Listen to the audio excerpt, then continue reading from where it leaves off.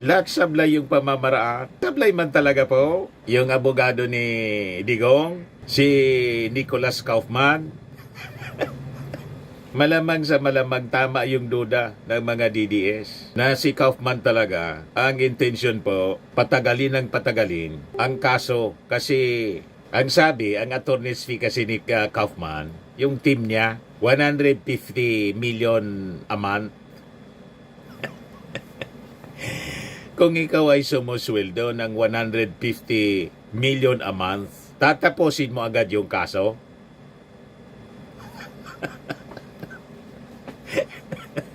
Paikot-ikutin mo yung mga petitions, yung mga pleas. Dapat laging sablay.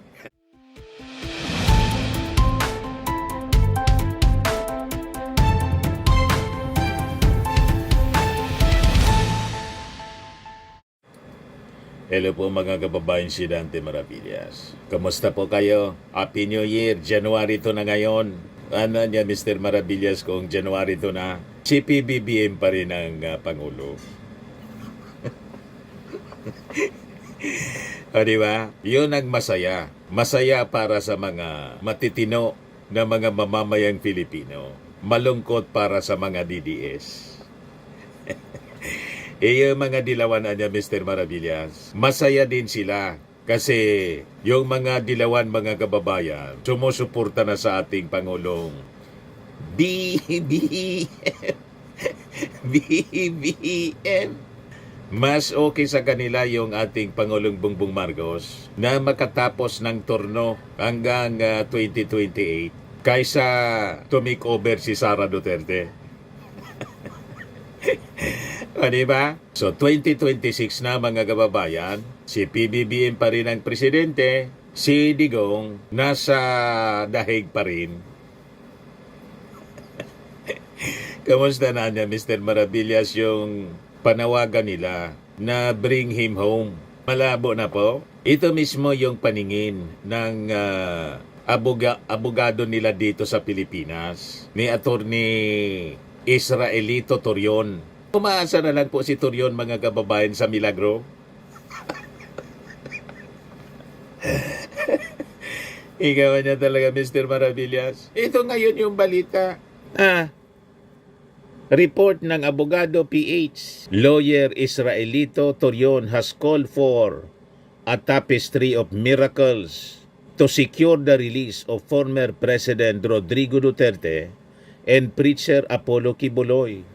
And a New Year message issued on Thursday. Ayan sabi diyan, Torion hopes for a tapestry of miracles in 2026. Kaya sabi sa reaksyon mga kababayan ni Attorney Wilfredo Garrido, dahil sablay lahat ang pamamaraang legal, ipasa Diyos na lang ni Attorney Torion ang kaso ng mga kliyente niya. Kumbaga, kung di makuha sa santong paspasan, baka umobra sa santong dasalan. Yan sabi niya, good luck, Panyero.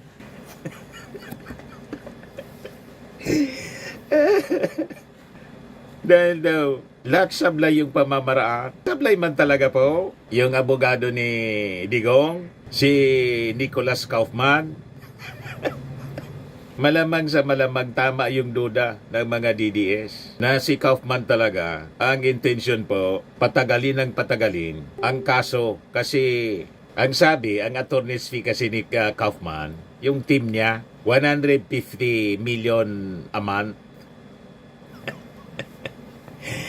Kung ikaw ay sumusweldo ng 150 million a month, tatapusin mo agad yung kaso?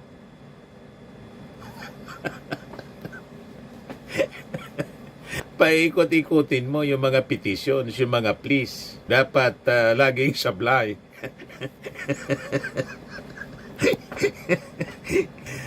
Ubusan nito ng pera, mga kababayan. Sa bagay, I think napakalalim ng balon ng mga Duterte. Kasi yung unang-una, yung barkada niya, barkada ni Digong, si Pastor Apollo Kibuloy, may-ari ng Universe. At before mga kababayan na na-deliver si Digong, padahig sa iyong inappoint mga kababayan bilang legal administrator ng Kingdom. Naalala ninyo? Kasi nauna, di ba, si Kibuloy sa nakulong mga kababayan. May-ari ng Universe. So, madaling sabi, mga kababayan, si Digong, administrator ng Universe. So, unlimited ang resources niya. Matindi. Walang problema sa 150 million a month na ibabayad kay Kaufman bilang administrator. O ngayon, so ito mga kababayan yung naging pahayag ni Torion. Basahin ko po sa inyo yung full story. Yan o. Torion hopes for a tapestry of miracles. In 2026, wishes Duterte and Kibuloy freed. Torion stressed that his wish for the year includes seeing them regain their liberty, including the legal predicament of Senator Ronald Bato de la Rosa, to be resolved so he may resume his duties in the Senate. Si Digong remains in detention in The Hague in connection with his administration's anti-drug campaign. Meanwhile, si Kibuloy nasa Pasig City Jail, facing domestic charges of qualified human trafficking and child abuse, alongside separate sex trafficking charges in the United States. On the other hand, ito naman si Bato de la Rosa, nagtago na, following conflicting reports regarding a potential ICC arrest warrant. While the Hague-based court has not publicly confirmed a warrant, Torion's message showed a desire for the senator to return to normal activities as a duly elected official. Di ikaw anya, Mr. Maravillas, ano yung basa mo? Malinaw po ang pinapahiwatig ni Atty. Torion. Umaasa na lang siya sa milagro. Tapestry of miracles daw para sa kanyang mga kliyente. Kay Digong, kay Kibuloy, at kay Bato de la Rosa. Pag sinabi mong umaasa ka na lang sa milagro, pag sinerch mo po, ginugol natin ang ibig sabihin, malinaw ang pinapahiwatig po. Ayan o, sinerch ko po kung ano ang ibig sabihin para walang duda. A highly improbable or extraordinary event. Yan ang ibig sabihin po ng milagro. Milagro na lang anya. Pag sinabing milagro, ano sabi ni Google? Highly improbable. Ginugol mo pa talaga na Mr. Maravillas para sigurado tayo. Hindi tayo ma-accuse na gumagawa tayo ng sarili nating interpretation. Yan ang ibig sabihin talaga ng milagro na lang niya na makasalba pa. Ano ba? Pag sinabing milagro, milagro na lang ang inaasahan mo. Highly improbable na mangyari yung inaasahan mo. Kasi milagro na lang. Yan po ang ibig sabihin yan. Madaling sabi, si Digong, malamang sa malamang hindi na po makauwi talaga. It will just be a miracle kung makabalik pa mga kababayan dito sa Pilipinas si Digong. Ganon din si Kibuloy. The probability na si Kibuloy, mga kababayan, makalabas pa sa kulungan sa tindi ng kaso na kanyang kinakarap, ganun din po ang ibig sabihin nun. It is highly improbable. Tama yung analysis po. Tama yung sinabi ni Atty. Garrido. Dahil sablay lahat. Yan Dahil sablay lahat ang pamamaraan legal, ipasa Diyos na lang ni Atty. Torion ang kaso ng mga kliyente niya. Kumbaga, kung di makuha sa santong paspasan, baka umubra sa santong dasalan. Malabo po na madala sa santong dasalan kasi unang-una, itong si Digong po, pinagmumura yung ating Panginoong Diyos. Di ba po? Who is this stupid God?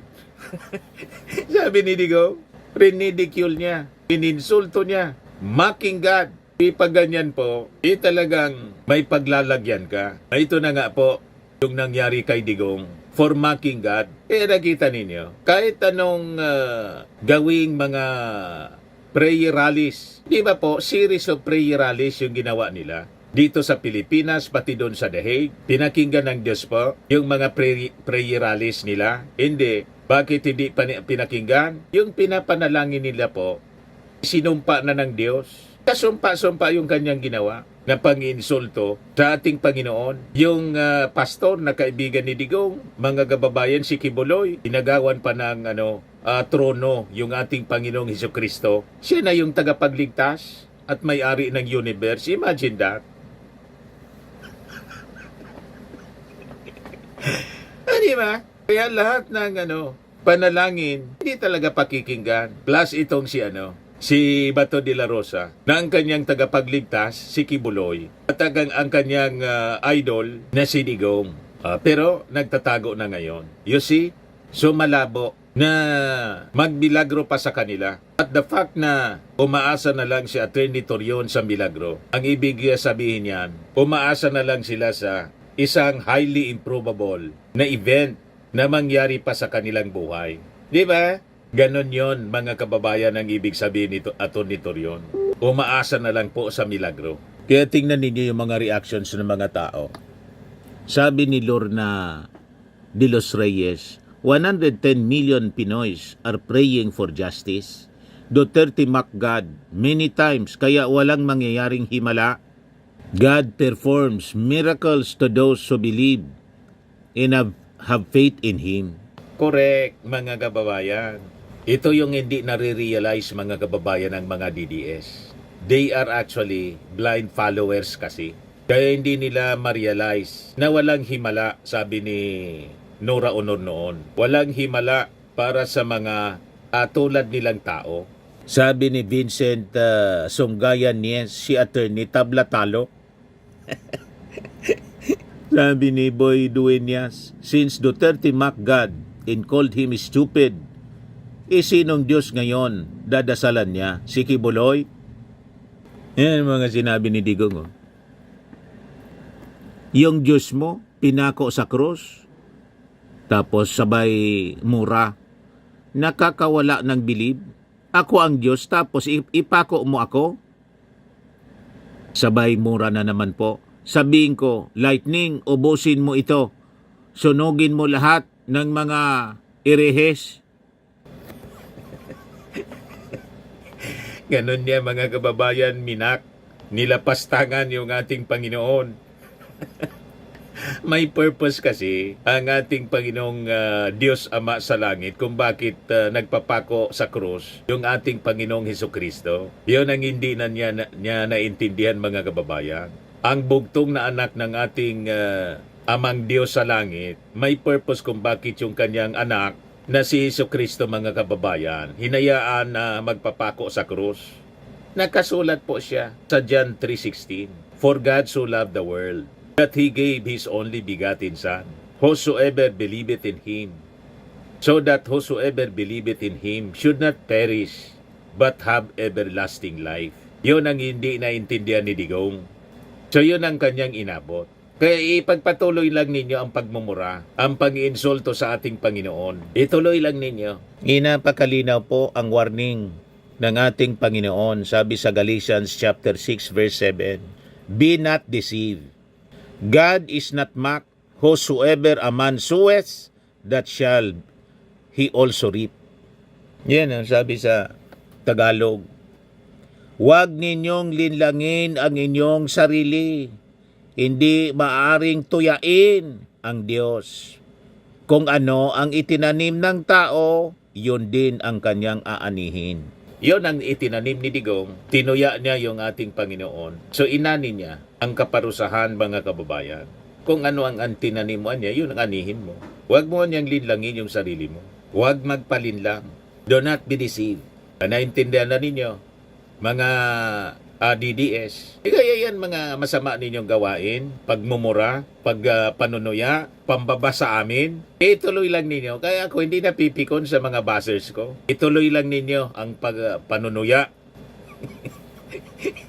Ituloy lang ninyo ang masasamang pag-ugali ngayong taong 2026. Hindi ko kayo sasawayin. Kasi kung ano ang itinanim daw ninyo, yun ang inyong anihin. Nagtanim kayo ng masama sa kapwa, masama din ang aanihin ninyo. Magtanim kayo ng mabuti, mabuti yung aanihin ninyo. ituloy ninyo ang panunuya, ang insulto sa ating Pangulong Bongbong Marcos. Tuloy lang ninyo. Sabi ni Napoleon Bonaparte, huwag mo anyang istorbohin ang iyong kaaway pag siya ay patuloy na nagkakamali. Kaya hindi ko kayo istorbohin sa mga pinagagawa ninyong kabulastugan. Ituloy lang ninyo. Di ba? Do not disturb your enemies. Do not interrupt when he is committing mistakes. Kaya kung hindi ko sinasaway si Sarah, ituloy lang na niya ang mga kawalangyaan niya. Di ba? Kayo mga DDS, tuloy lang ninyo ang pangwawalang iya sa ating Pangulong Bongbong Marcos. At umasa kayo sa milagro. Tulad ni Torion, umaasa na lang sa milagro na si Digong, si Kibuloy, makakalabas pa. Di ba? Yan, sabi ni Titay, Boss Mac, the name of the Lord, the Duterte children continue their greed and evil deeds. Who will rescue them from punishment? Maski kinikilingan ng makapangyarihan sa lahat ang mga inaapi at ang mga mapagmataas ay binababa. Correct. Sabi ni Lourdes Dingle Barcenas, milagro nga ng Diyos para sa atin ang pagpapadala niya kay Duterte sa dahig. O, kita ninyo? Atrasado ka na, Attorney Torion. Paano, minamaliit masyado ng kliyente mo ang kapangyarihan ng Panginoon? Stupid ka daw, sabi ni Digong. Sabi ni Ibilardo Liwanag, the irony was not lost on me. Torion's clients have their own gods. They do not believe on the real God that we have. Well, will a miracle happen in this situation? I doubt. Sabi ni Corazon Roto, the Kaufman of the Philippines, kahit alam nang imposible, pinipirahan pa rin clients niya. Paano mananalo si Kaufman at mga abogado ni Digong na ang paniwala nila kinidnap? Doon pa lang sa paniwala nila na kinidnap si Digong, sablay na. Sa simula pa lang po, sablay na. Niluloko nila yung sarili nila. Si Digong inisyuhan po ng ICC ng warrant of arrest. Pinadaan sa Interpol kung saan may obligasyon ang Pilipinas. Pagkatapos ang paniwala nila, kinidnap. Talagang hindi mananalo, mga kababayan. Kasi simulat sa pool. Sa simula pa lang, paniwala pa lang po, sablay na, mali na. Sinimulan mo sa mali, umaasa ka na tatapos ka sa tama. Dapat itama mo yung mali para tumapos kang tama. Yun ang pamamaraan para maging tama ka. Itama yung mali. Hindi yung sinimulan mong mali, pinagpapatuloy mong mali. Tapos umaasa ka na magiging tama yung mali. Kung hindi kayo mga... Diba? Wala talaga. Tama si Atty. Wilfredo Garrido. Dahil niya sabla yung pamamarang legal, ipapasa Diyos na lang ninyo. Mali yung pamamaraan, mga kababayan. Sabi ni Erning Santiago, kung hindi makuha sa legal, maghintay na lang ng himala. Kung ganun pala, stop na muna ang singilan ng legal fees. Tama. Diba? Stop na muna. Ang gawin ninyo prayer vigil kayo araw-araw. Kaya lang, yung napanalangina ninyong Diyos, hindi man totoong Diyos. The God of this world. Ang inyong pinapaniwalaan. Sino niya yung the God of this world? Diyos ng sanlibutan. Ibulong ko na lang sa inyo.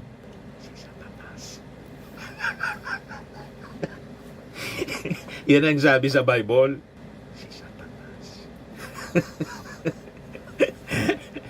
Yan ang Diyos nila, mga kababayan, the God of this world. Kaya tingnan ninyo, nagmamanifest sa kanilang mga pag-ugali. Pag ang Diyos mo, yung Diyos ng mundo, kitang-kita po sa kanilang pag-ugali. Nagmamanifest sa kanilang pananalita, pagmumura. Ayun. Kasi ang Diyos nila, yan ang totoo niya. Yung totoong Diyos, ginawa nilang estupido. Tinawag ni Digong na estupido. Ano ba? Sabi ni Manny Hermoso, the miracle is that the DDS voted for a president who would bring Duterte to jail. Yun ang milagro po. Ibinoto ng mga DDS ang isang pangulo sa pamamagitan ng 2022 election, yung Uniteam, na ang pangulong ibinoto ng DDS, yung ating Pangulong Bongbong, Vice President si Sara. At ang pagkakamali nila, pinaway nila yung ibinotong presidente. Yan ang pagkakamali nila na parte ng milagro dahil sa kanilang arrogance. Tinawag nila si President Bongbong Marcos, pinaliit nila kuting, tinawag na kuting, weak leader, bangag. Yan ang milagro. Kapaniwala nila na weak leader, bangag, ayon tuloy, diniliver po padahig. Yung pinapaniwalaan nila na strong leader, magaling na leader po, walang nagawa, ang i-deliver po sa dahig. Yan ang true miracle, mga kababayan. You see, sabi ni Rafilot, tapestry of miracles daw. Hindi naman nagmimilagro si Taning, kunin si Kanor, pwede pa. Nakita na ninyo mga kababayan, mga reactions ng mga netizens. Di ano niya Mr. Maravillas ang dapat sana hindi man sila makikinig kahit advice natin. Ang tamang advice sana mga kababayan para magkamilagro. Sabi sa Bible po, mangagsisi kayo ng inyong mga kasalanan. Doon magsisimula ang milagro po kung mangagsisi kayo ng inyong mga kasalanan. Pero kahit sabihin ko na mangagsisi kayo ng inyong mga kasalanan, hindi man kayo makikinig. Kaya tuloy lang ninyo ang inyong mga gawaing masasama. O, diba? Paniwalaan na ninyo ang gusto ninyong paniwalaan. Ayan man lang po, mga kababayan. Ako po si Dante Maravillas. Bye-bye. God bless. Happy New Year po.